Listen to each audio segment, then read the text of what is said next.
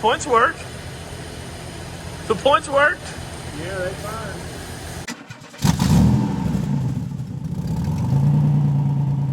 And it is another beautiful day here at the Gunnels house. Thank you so much for tuning in and watching today's episode. In today's episode, we are going to be experiencing some highs and lows. Just like many of you who do projects at home, you know, things just don't always go your way. And today, oh my goodness, it was a hard job. But we got it done. And, you know, and rewarded at the end. And so I hope you'll stay tuned and watch through the end. Also, if you haven't already, please consider subscribing. Most of my viewers are not subscribed, and it would help me out greatly to continue this build and maybe future other builds and other videos on the Sprinter van if you are maybe a Mercedes fan. So anyway, thanks for tuning in, and let's get started. Today, it's all about brake lines. I think if I could just get these brake lines done, we'd be in really good shape. I mean, it's going to be a complete job. We've already done, as you've seen by now, we've already done all of the hardware on the wheels, the shoes, all that. The wheel cylinders are all on. So it's all about brake lines and brake hoses. So we're going to replace every bit of it, and then also the master cylinder. All right, so here's the master cylinder, and we're just going to work starting to get the lines off of that, and kind of just piece by piece replace every piece. So you ever heard of Black Hawk wrenches? Apparently this is about 40 years old. Got the first one loose. There it is. All right, so at this early stage of the brake line replacement process, I guess that's what you call it, I was very naive. I did not know where the lines ran. The only thing I knew was that there was a master cylinder and there was a line coming off of it. And at this point, my plan was to just unscrew each line and then trace it down to where it unscrewed on the other end, and then take it off and go match it up with the piece out of the kit that I had ordered. As you can see, I was working in very tight spaces. I could barely put my hands in there, let alone a camera. So it was just really tedious work, and I still had a couple more hours of this until I realized that this method or this process wasn't going to work.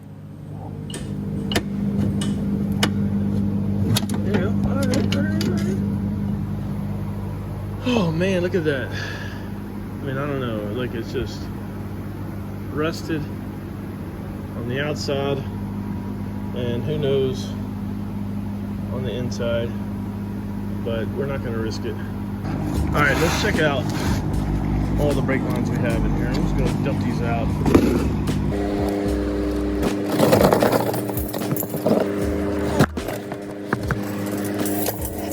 There they are. Oh wow. That one looks like it's gonna be fun. That one, oh there it is. There it is. There's the one I'm matching up. But look at this one. I mean, is that really gonna be curved, or do I straighten that out? I'm thinking I straighten that out.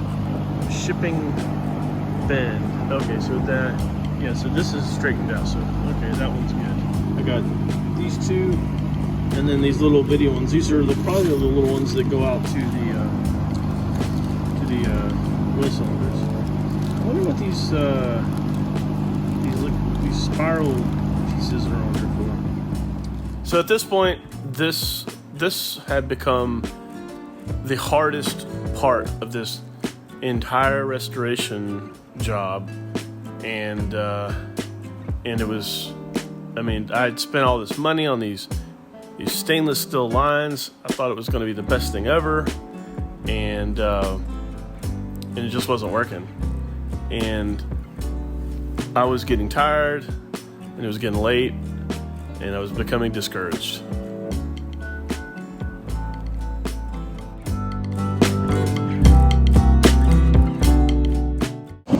yesterday, or the day before yesterday, when I was working on the Corvette with those brake lines, it was just a really tough, discouraging day. You're laying under the car, getting dirty and greasy. You're not making any progress. In reflection, it was just really a lesson in patience and perseverance. Maybe that's something you guys have experienced. You can leave a comment down below if you ever been through, you have a project and it's just not working and things aren't going the way you planned. Anyway, I spent all day working on one. It's called the crossover piece. It's the brake line that goes from the driver's side frame rail to the passenger side frame rail, and it was just the piece I ordered online just did not fit. It said that it was made for it, and it just did not fit. And so I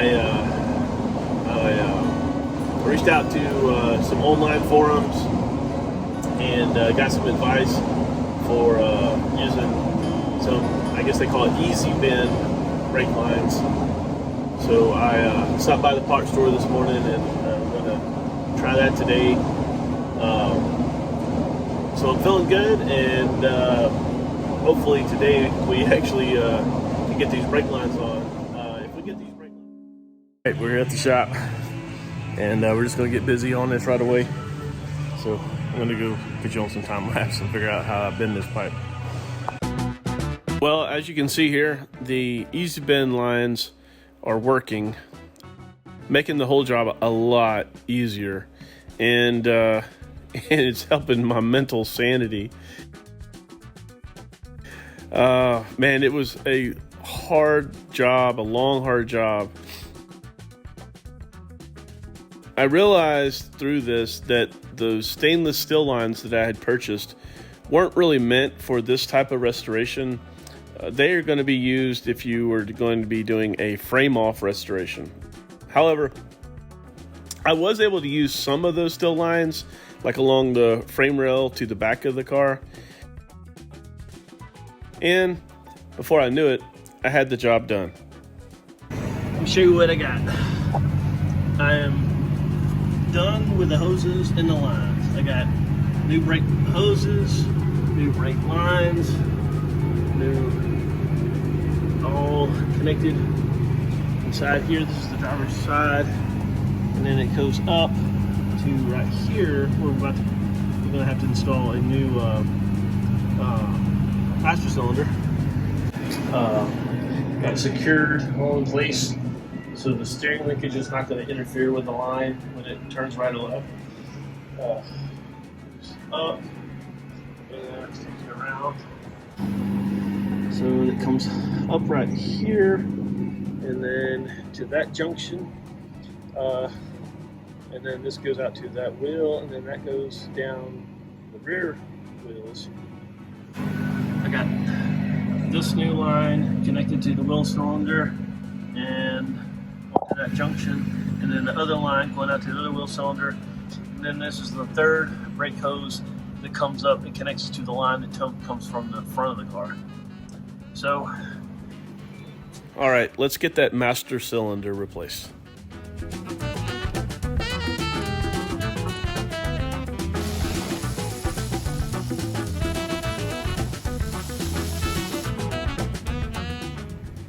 we got one on the other side and one down below. So we got the through bolts loose. This is what it looks like new. And then it's got this on the inside of the car, so let's go inside and see what we can get out.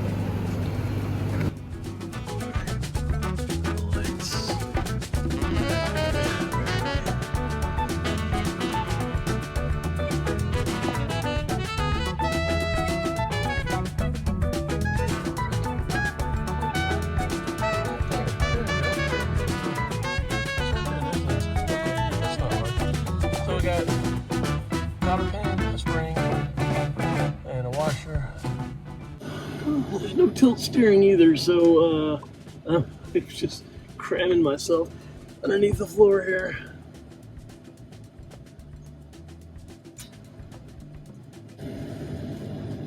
There we go. That's out. And it's on the floor. That was easy. Alright, then push this out. Alright. Pedal's free. So see if we can pull from the other side. Alright. Alright. Here we go.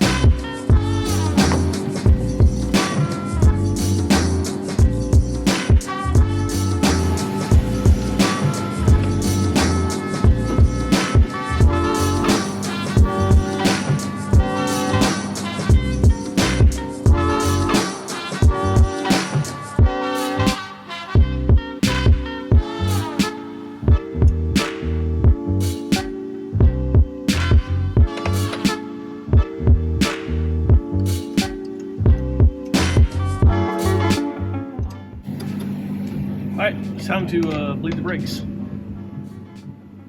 Oh, no, I lied. No, it's time to put this back together down here. Oh, come on.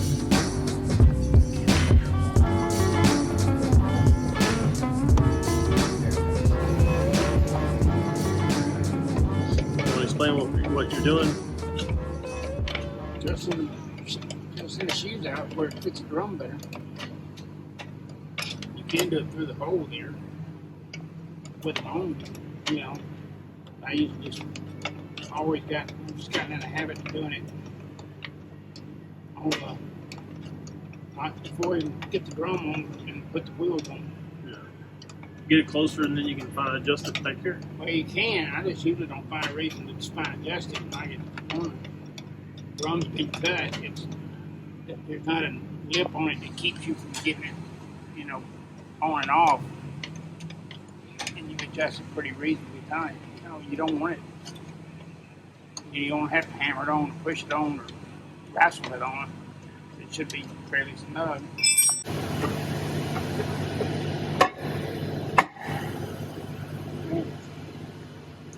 That's what you want? That's the tightness? Well, I'm not saying that's the tightness I want them, but we can bleed them and get them bled. And when you get to pumping the brakes, it's going to center them up better and they free up.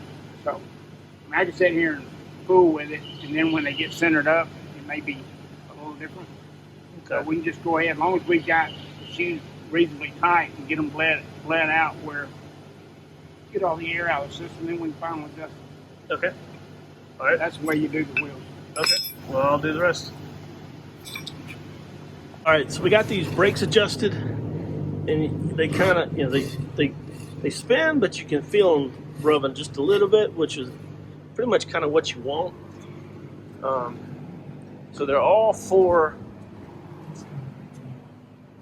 adjusted, and then we were able to bleed out the air out of the lines, and we just need to top this off. So we're gonna go slightly back in time and get these plug wires sorted. I'm plugging a wire here into here and then running it down into there. Not a lot to see. I do have some fancy heat shields. Oh yeah, I'll go back to the video once I get heat shields ready to put those on. Anyway, all right, let's get started. All right. I'm afraid to say that we could crank it up, because I'm sure there's something I've forgotten. But I got to put this vacuum line on. I think this carburetor still needs a few more springs put on it. Let me get the doctor over here, and we'll see what we can do. All right. We've still got the gas tank open, and we don't have anything covered up. We'll see what happens here.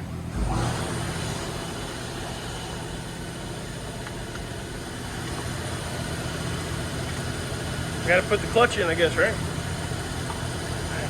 Yeah, probably put it in neutral. You put it in neutral. Okay, it's in neutral. All right, ready?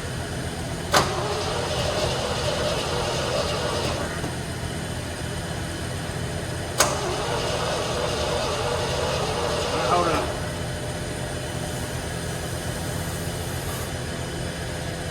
Open the throttle and then let it close. Well, I can do it. You do it. You do it. Go ahead.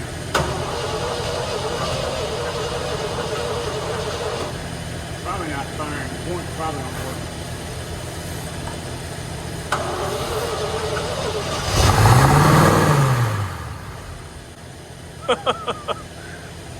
Points worked. The points worked. Yeah, they fired. Try again. Yeah, but don't touch again. All right, ready?